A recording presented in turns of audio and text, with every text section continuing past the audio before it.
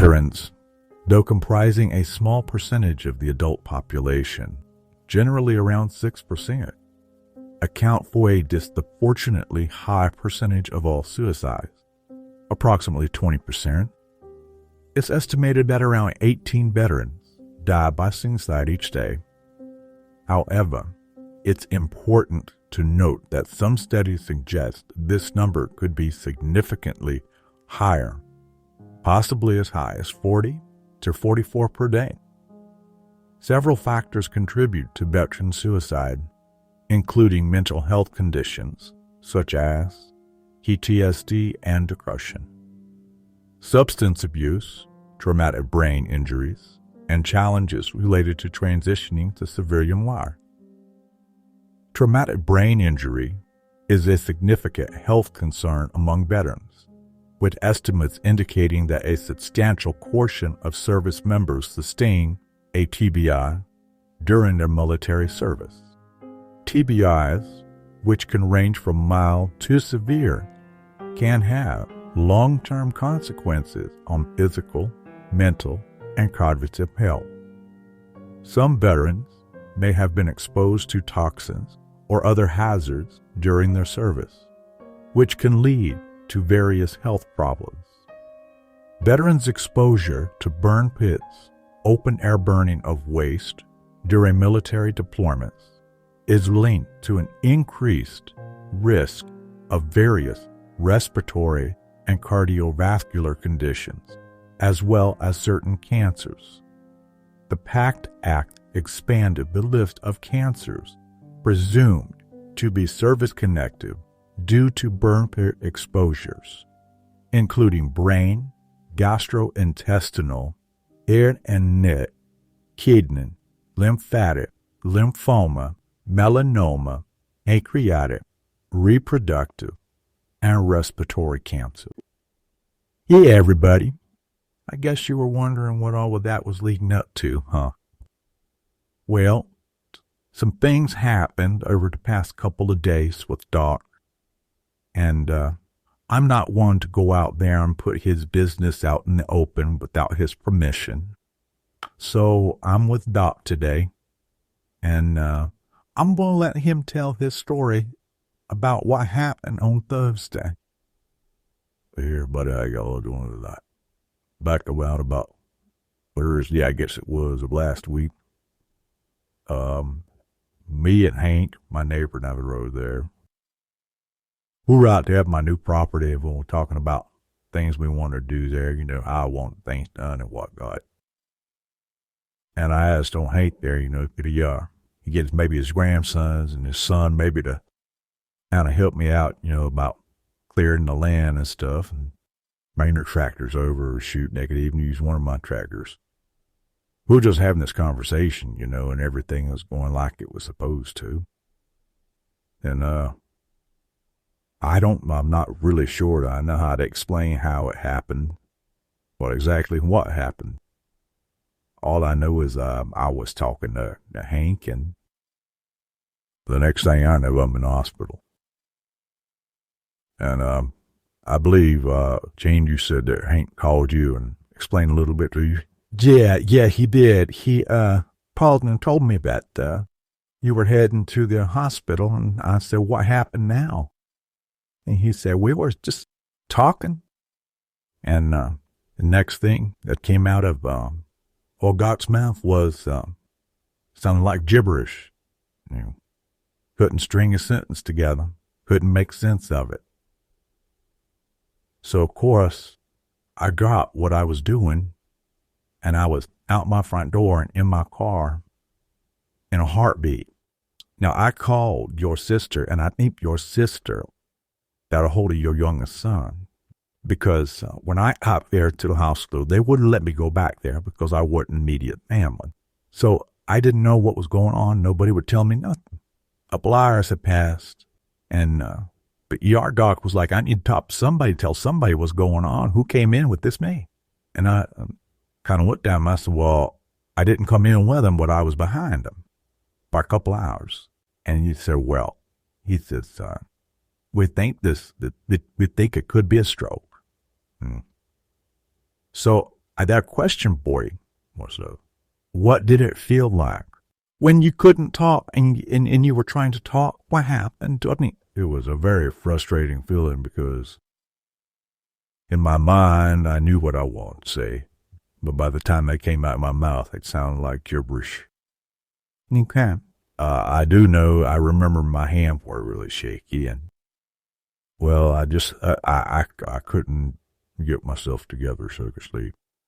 Okay. So when he came out and he told me that, I asked him, I said, well, did he or didn't he? And he says, we don't know. We got to run some tests. I said, we'll run them. I said, don't let the man wait. So he said that they were getting ready to take you down to do a CT scan with where they put the dye in you. And he said then after that, they were going to take you to get an MRI. So I'm waiting for them to do this to you. And they went, oh, I asked the ER guy, I said, well, can I go back and see him when all of this is done? And he said he'd come and get me. I was like, okay. So I don't know if this was the doctor that was treating you or what was going on in the back, because I couldn't go back there. So I don't know if he was the messenger or if he was the actual doctor that was treating me. I don't know what time it was when they got done doing all of that to you. I wasn't watching the plot. I was watching all these other people being brought in too. So he came back out and he says, you can, he's finished. You can go back there and see him. I said, okay. So when I got back there to you, you still couldn't talk right. You know that, right? Yeah, I remember that. You were having a real hard time getting your words formed. It was like I was stuttering real bad. Yeah. Sounded like me there for a minute. So after, I can't remember because all of that time just, I don't know, it seemed like it was moving in slow motion, if you know what I'm talking about. Well, yeah.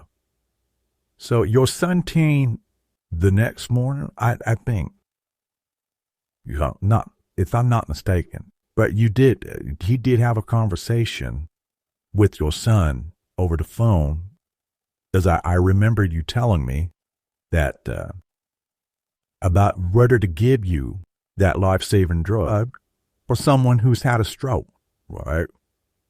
And what is he telling you? Do you remember what he said? He said he could give me the drug. He said it had a 2-hour window from the time they thought I had a stroke to get to administer this particular drug. I don't remember what drug it was, but he said if they gave it to me, there's like a 6% chance that if it had made me have brain bleed and possibly kill me. So you didn't take the drug? No, I didn't. Okay. Now, how long, I think, because I stayed up there with you probably up until about an hour before they'd put you in a room. But, and your speech was slowly coming back, but it had been many hours. You didn't look any more worse for wear than when I first seen you when I went back there. Well, after they ran all of them tests, did they even have any idea? No, they said that the strange thing was that when they got the results back from the test, that nothing showed up as an anomaly in my brain or anything of the sort. They checked my blood, everything, but no gave of my blood. The doctor said that, quite frankly, he was a little confused over what was going on. He said that my body presented somewhat like a stroke victim, but not 100% like a stroke victim. So they needed to do more tests to try to figure out what was going on. Okay. And what else did they find out from all of these tests? Because yeah, I done went home. It was like 2 a.m. When I got home after I left there. Well, I went back to you the next morning. One of the things that they said they found, and this right here is really concerning to me, is they said they found a legionome by right kidney. Now, your turn in the military. Now, folks, I know I'm probably going to be backpedaling a little bit, but Doc never told his backstory about his military experiences. Just a little bit of odds and ends and some funnies with his tattoos. When you were in, you had an injury occur, and it was from the fall. So, just to be clear, because I don't think I mentioned it, and I don't think you did either. You were not in a VA hospital. You were in a civilian hospital, an everyday hospital, right? Yep, I sure was. I know it's to make you a civilian hospital, and at first I wasn't too happy about it. But it turns out to be probably one of the better things that's happened. Okay?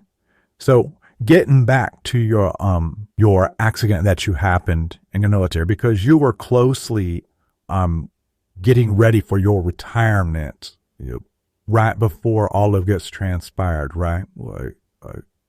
So can you explain a little bit what happened? Absolutely. So I was up on the second floor of the barracks. I was performing my duties that I did. I had to set some equipment up outside, and I was on the balcony of the second floor, and I didn't realize exactly how low the railing was to the balcony, And I presumed to back up into a corner to set myself up. And the next thing I know, I'm falling down that 2-story balcony onto a concrete level down on the bottom. And I went down head first. Was it like a sidewalk? It was more like a pad, cement pad. I remember the fall. Honestly, Kane, there's about 2 to 3 weeks of my life there that I just don't have any recollection of at all. Man. Now, they told me that I was in a coma for a week, but I don't remember any of that. So, you'd more or less have to take your retirement early. I did. I ended up with a medical discharge. Now, you got to understand that prior to this fall, I was probably one of the most healthiest people you could meet. In the military, of course, I had to do my PT, kept in good shape. Never had a seizure before a day in my life. After about 2 weeks after the fall, I started having seizures and dealing with chronic pain, which over the years I've continually gotten worse and worse and worse. Right. So when you came out of this coma, what type of rehabilitation did the Army give you, did Militech give you? Honestly, there wasn't very much at all. It was more or less, make sure you're still alive. And they even told you that you can still walk. Yeah, they even released me back to work, the proper all. But I was not able to perform my duties because they having seizures now and the pain that I was going through. Even at that early stage there, I was having issues with my memory, which has gotten worse over the years. So you went on ahead and you got your medical honorable discharge? Yep, I got an honorable discharge and medical discharge. Full bennies, whole 9 yards. I just weren't able to finish out my retirement the way I planned on doing. Gotcha. Coming out of the military and getting reacclimated to civilian life, trying to get your medical needs taken care of out of the ed. How long have you been having issues with this ed? Because I know it's not recent. So this has been going on for years and years. You were exposed to burn pits. Yeah. Where were you exposed to burn pits at? During my stay in Korea. Now, I know that burn pits, it could be in a lot of different things. The stuff that we were burning, King, it was human waste that we collected from our porta potties that our soldiers were using. And about twice a week it had to be burned off. And they would go through different people, and choose them to do part of the burn pit. Now, they told us we had to wear our gas mask during this burn, and I did. But even though I had the mask on, the smell was still horrendous. It about took your breath away. So basically, it permeated your mask. Oh, yeah. I know that you were on the phone with the VA because you called and you told me. Right. And has any more headway been made towards getting more proper managed care for your pain? Not one bit whatsoever. They keep telling me I have an appointment, but every time I call the doctors to confirm the doctors say I have no appointment. So, do you think maybe it might be just they're reading some paperwork wrong, or it's miscommunication between the VA, the ones that are facilitating these appointments with these community care doctors? Well, I know you've heard her saying, Jane, that sometimes the right hand don't know what the left hand is doing. I think that might be the case here, where one person may have had the intentions to set up an appointment, and maybe another person had to take over for that person. I'm not sure exactly what the situation was, but somehow between the VA and my community care doctor, there was no request for my pain management. The pain management request was what, like 2-3 months ago? Yes, sir. And 2-3 months later, you landed in the hospital or something totally unrelated. Right.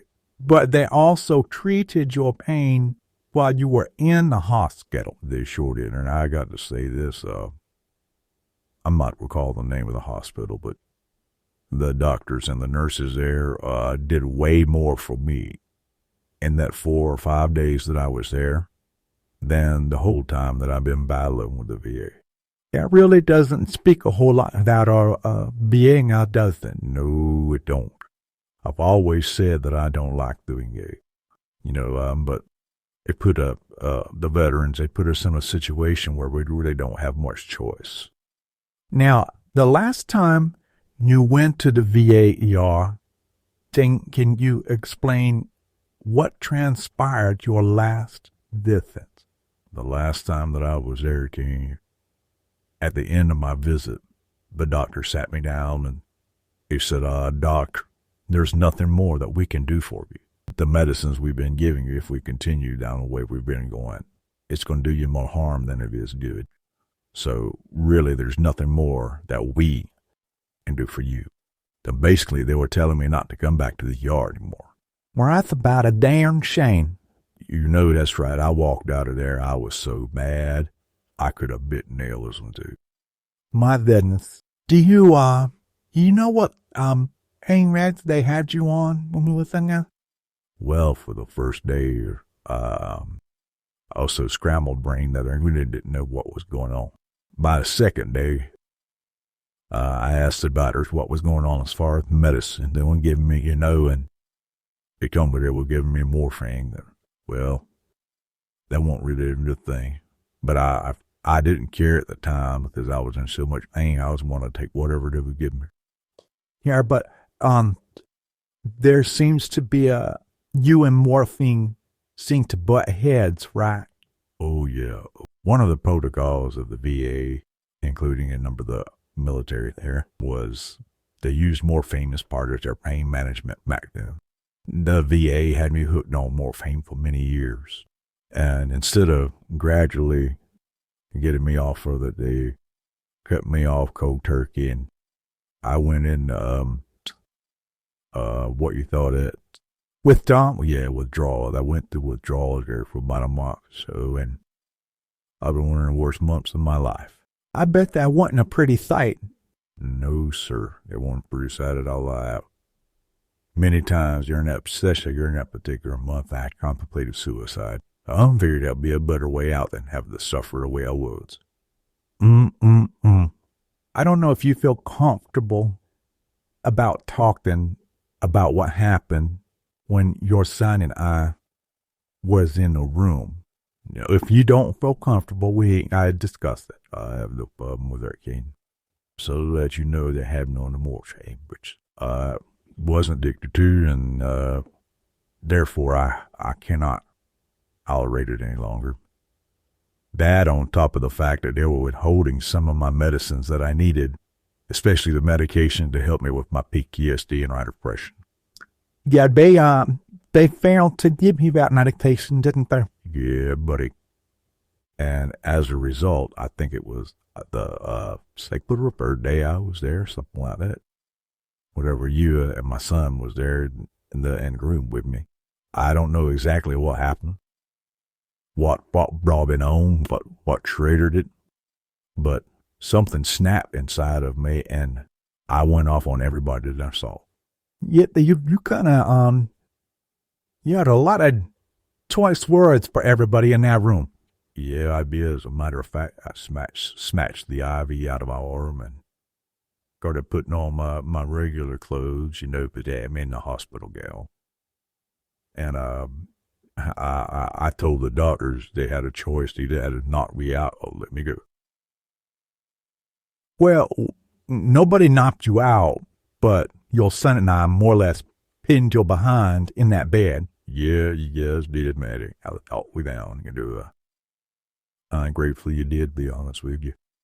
Yeah, I'm kind of glad we did too, because you were really flailing those long arms of yours like they were getting ready to punch a lot of people out. Well, all it would have took was somebody to catch me, and I were. Well, like I said, your son, he's not no small potato eater. He built like you. Yes. And so both of us, more or less, we give the 1, 2, 3, and on to the bed you went. That's right. They finally got your marriage squared away, though, right? Yeah, they did. I want to tell you about this one incident that happened while I was there. While I was there at the hospital, I think it was the third night that I was there.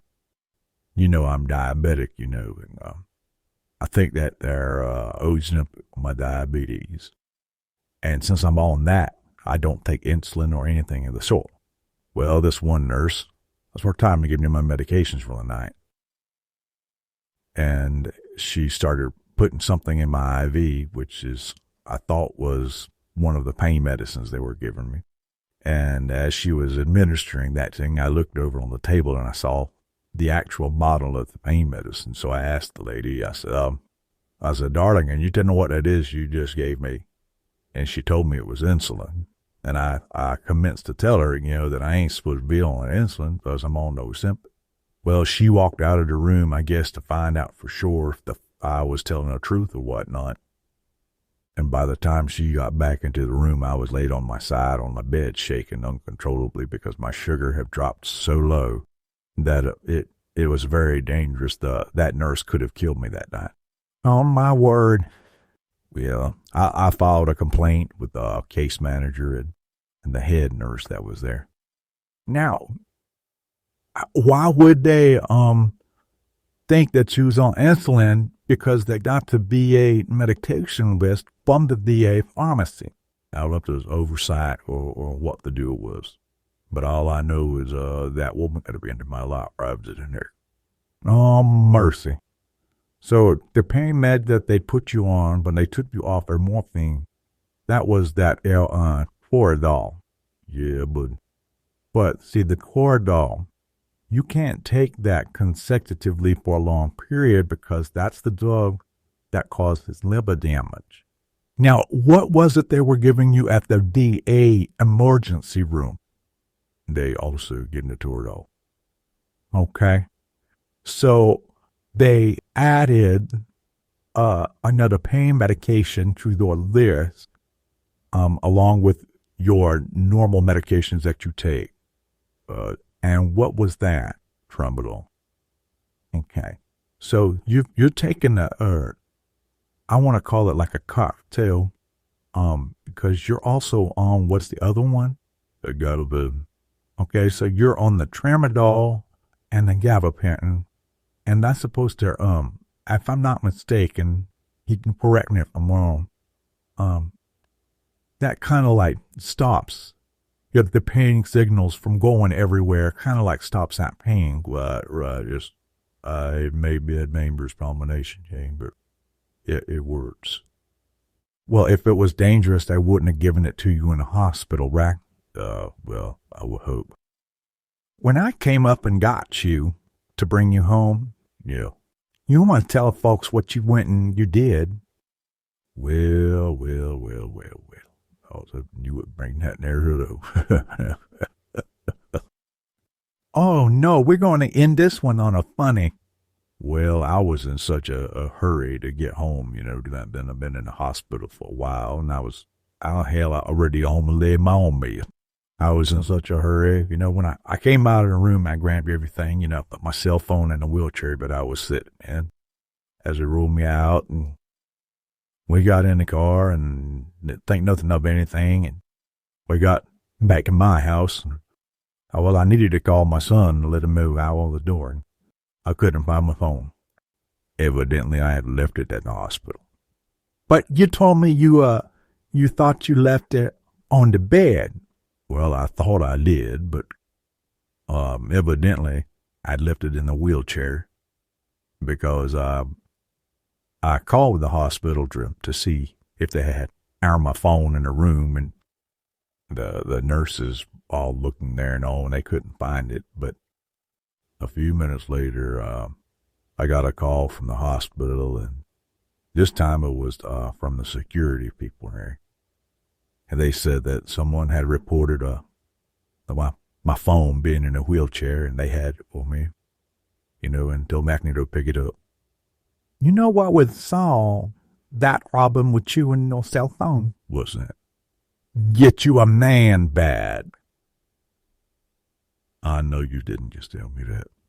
Oh, yes, I did. Now, can you see me walking around with them worse? After immersed? Yeah, my hamburgers. I ain't wearing one of them things. But you would know where it was? Yeah, so would everybody else. Next thing I know, you're going to ask me to wear a dress.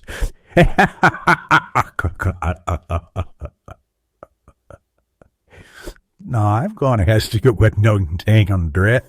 That might better not. I don't think I look good in one anyway. They make them for people that follows you. I don't think they do either. Like, you what, 6 or? Every bit of it. On my word. You could have been a basketball player. I like to have been, but I know not Lee. No, but you like to play Superman off the bone. Look, we ain't talking about that now. All I can say is that Twister Tops did not make good versions. You got another appointment I'm going to be taking to. When's that? It's coming up this Friday, as a matter of fact. And this is not for pain management. You know, this here's for my follow up on a separate MRI. I think that was like, what, a couple of weeks back? Yes, sir. And they're going to tell you what was wrong, huh? Well, I guess they are. We would hope so, right? Yeah, I hope so. I mean, hopefully they found the thing going on with my kidney like they did at the hospital. I don't know. Yeah, that's something that definitely got to be taken into account. Were you able to get a hold of your like new primary that you haven't seen yet? Well, I still haven't spoken to the primary, but I've talked to the nurse. Told the nurse what was going on and all that there. But she joined to tell me that they had made me an appointment for pain management, but then she gave me a number to call to confirm it. I called and they said it was no appointment set for me. Like did they up your appointment date from July? Yeah, they did. Matter of fact, back in June, I think it's June 2nd, I believe. So that's going to be your first appointment with this primary. The primary that I've had for over a year that I'm busting. And that you're going to discuss all would be events. I'm blaming it all out for. Okay. So anything else you want to add? Now I think you about filled what I had on my mind. Okay. So until next time, everybody, take care of yourselves, take care of each other, love one another, and I'll see everybody in the chat on the regulars. We'll be seeing you folks.